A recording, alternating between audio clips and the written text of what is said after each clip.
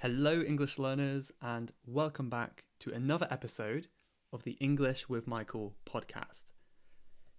Maybe some of you will see that this is a special episode because I am also recording this on YouTube.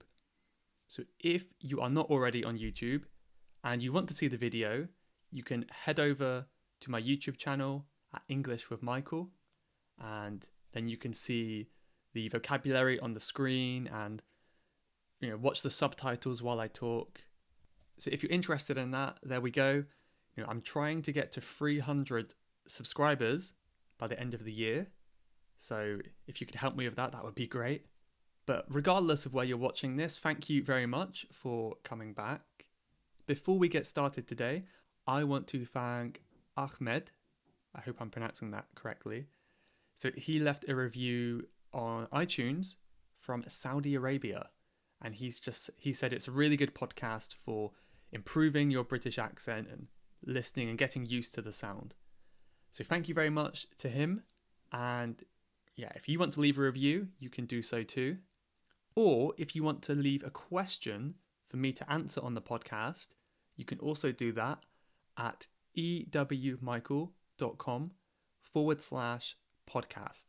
You can leave your question at the bottom of the page. So for those of you who saw or listened to last week's podcast episode, this is going to be a very similar format. So next week we'll have a teacher interview, but for now we're going to be looking at some English expressions. Last week we looked at romance and dating expressions. Today we're looking at expressions related to work and jobs.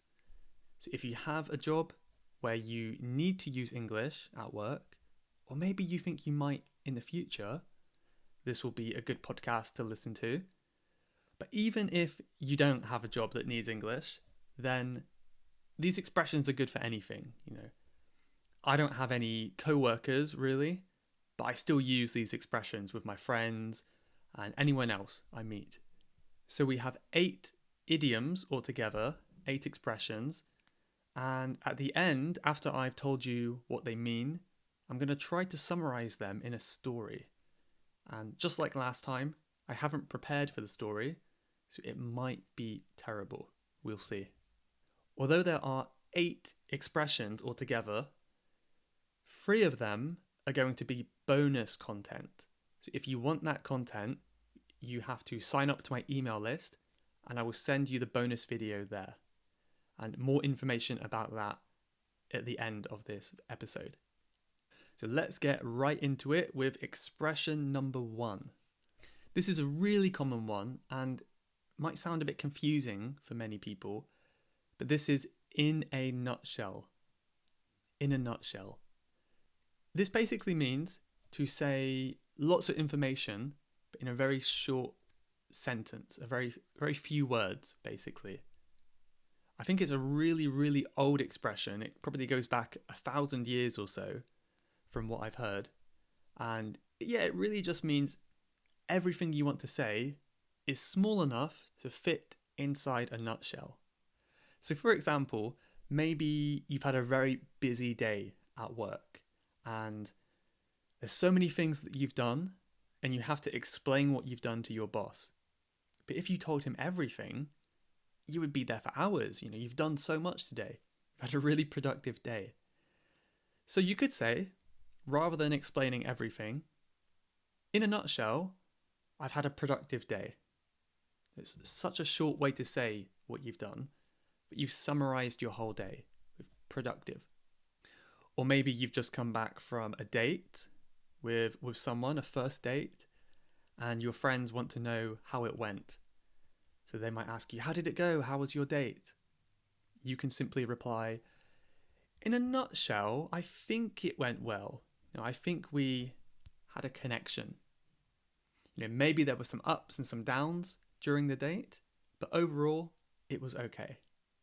So it's a very useful expression for work and just for general life as well. It's really common. So expression number 2 is very appropriate for work. And that is to bite off more than you can chew. So imagine you're eating a sandwich or an apple or something. You take a really big bite and it's too much food. You can't chew it. You were too greedy and now you can't finish your food. What are you going to do?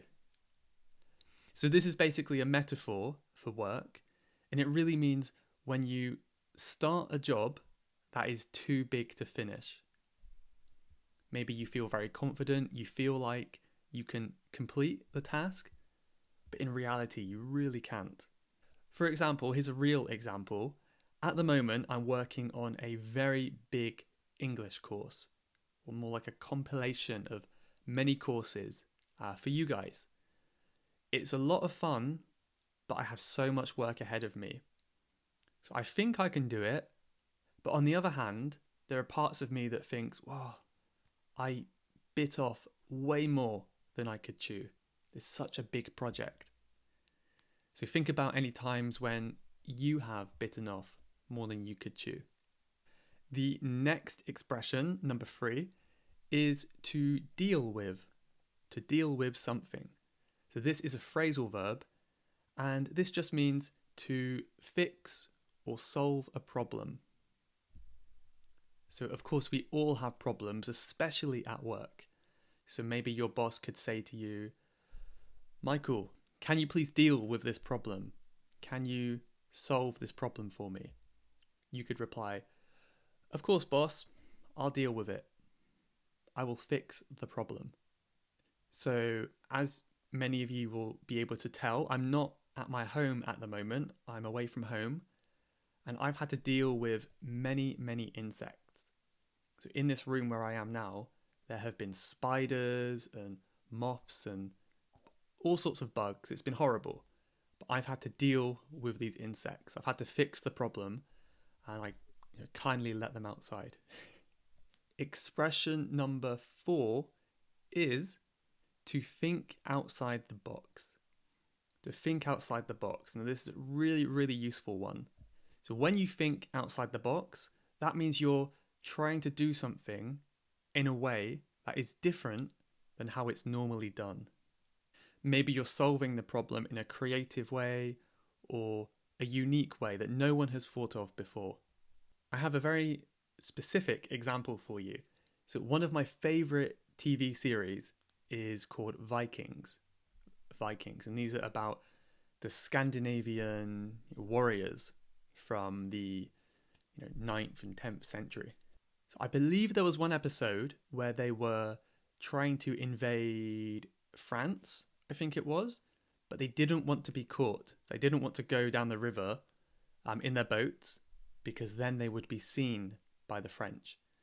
So the leader was thinking outside the box, and he carried, or all of them, they carried the boats over the land in secret.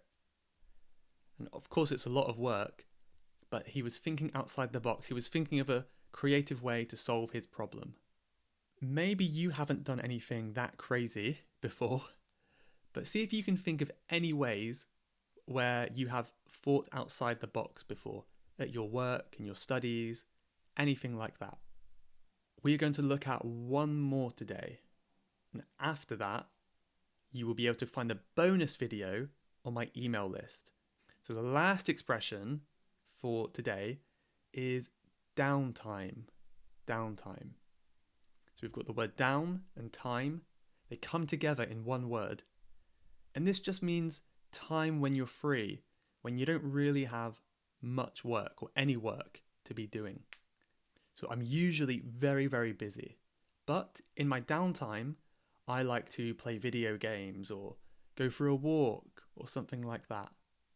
So maybe think to yourself, or let me know in the comments, how much downtime do you have with your work? And what do you do in your downtime? Do you spend it wisely, or do you feel like you waste your downtime? Maybe a bit like me sometimes. Okay, so we have 3 more expressions, really useful ones, but I am going to send you over to my email list now. So if you have subscribed for my email updates, then you will be receiving this email tomorrow. In the email, you will find the rest of this video with 3 more workplace expressions. And after you watch it, feel free to send me an email back. Let me know what you think.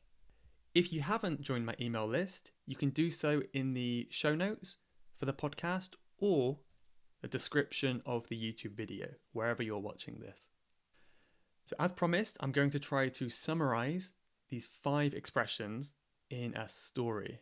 I have no idea what I'm going to say, but let's have a go. I'm going to read my notes and see what I could do. I was speaking to my boss at work yesterday, and we work for let's say a clothing company. We work for a clothing company, and my boss gave me a big new project to do. I told him I may have bitten off more than I could chew. It was a really big project. I had to make so many jeans, and it was just too much for me to do. He asked me what was going wrong, why was it too much work? So I explained to him, in a nutshell, there aren't enough hours in the day. If you want me to make this many jeans, I really have to have more workers or more hours. It's simply not possible to make high quality trousers in such a short amount of time. So my boss and I were thinking of ways to deal with this problem over lunch. And I had a great idea. I was thinking outside the box, and I decided to delegate or to give the jobs of making the jeans to some of the lower paid staff in the company. Because it's not really that hard to make the jeans, and these staff members have so much downtime.